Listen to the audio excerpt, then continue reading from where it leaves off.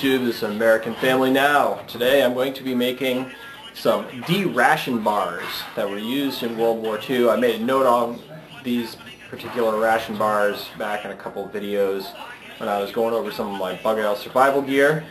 And today I'm going to be showing you what I have used for a recipe on these D-Ration bars and how I make them. First up, I will give you a list of ingredients that I use. There's 24 ounces of semi-sweet chocolate chips, 8 ounces or 1 cup of sugar, 2 2/3 ounces of dry milk or 1/3 cup. I actually substitute instead of dry milk because I don't have any. In the first batch I made, when I was talking about altering the recipe, I used a combination of soy flour and garbanzo bean flour that I milled out. So I would do half and half, so like 1/6 cup of garbanzo beans and 1/6 cup of soy flour. And that's what we're going to be doing today instead of the dry milk, because I didn't have any. I thought I did, but we didn't, and I couldn't find any in West Paris. My grandparents up the hill said, you could come up and borrow some of ours, but I forgot that I'd used this recipe for making them, so I'm just going to go with this more vegetarian way anyways. It will also have oat flour, 1.5 cups of oat flour, and it's between 16 and 32 drops of vanilla flavor. I will probably just do about 20 drops or something like that, depending on how well the mixture is coming together, if it needs to be a little bit more liquid or whatever. You can also use a paraffin wax. It says paraffin wax as needed. Gulf canning wax works fine. So I didn't use that the first time around. I don't think I'm going to need to use it this time, so I don't even have it on the recipe list. Well, on my shelf here. So, first up, everything that we do will go in my blender here. So I shall put my oat flour in the blender. This is soy flour. My garbanzo beans. I'm not putting my sugar in quite yet. I will add my cup of sugar. I'm going to have some company with my little boy here. That should be enough. Our powder is all mixed together and ground up a little bit more than it was before.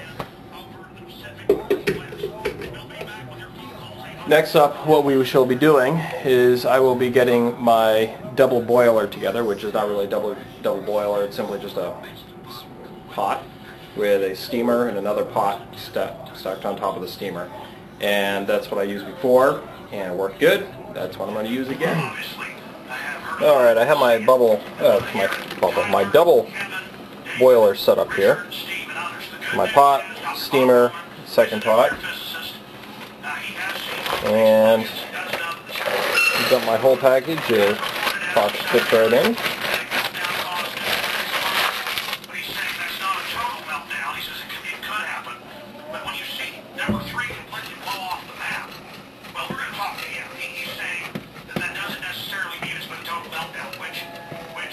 Alright, right now, it's been just about 5 minutes, and the chocolate is completely melted. The steam is coming right up out of there. I think I'll turn the heat down a little bit. And I am going to add in my powder mixture, flour. First up, you only want to dump in about half of your powder. Mix it in.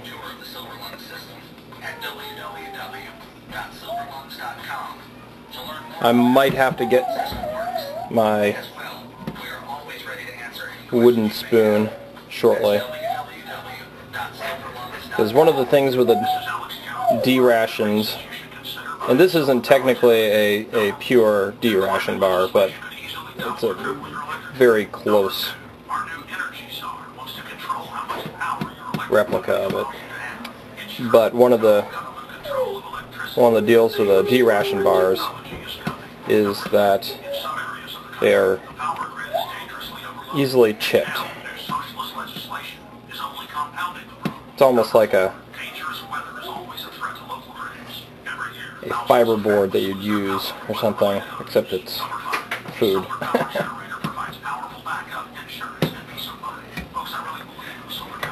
Alright, that seems to be good. Dump in the rest of my powder. And I think if I can... It's pretty much mixed. You can see a few white specks here and there, but it is in pretty good shape. So I'll shut our heat source right off. And next up, the last time I did this, I used these little dollar store containers. But because I have, whoops, you know what? I forgot to put my vanilla in. That was silly. Pour some vanilla in. My bad. Now this is what I'm doing with these bars. I'm going to be using my wife's mini muffin pan. So I'll have some smaller D-Rations. And this I will get my metal spoon for this. But this will be a lot easier to use.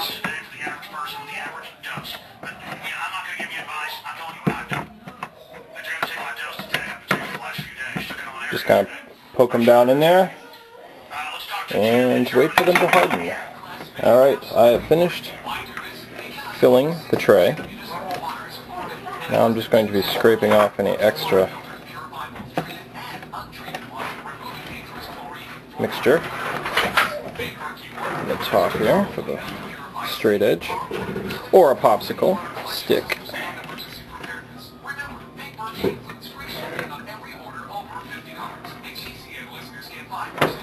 Here we have all of my little D-Rations.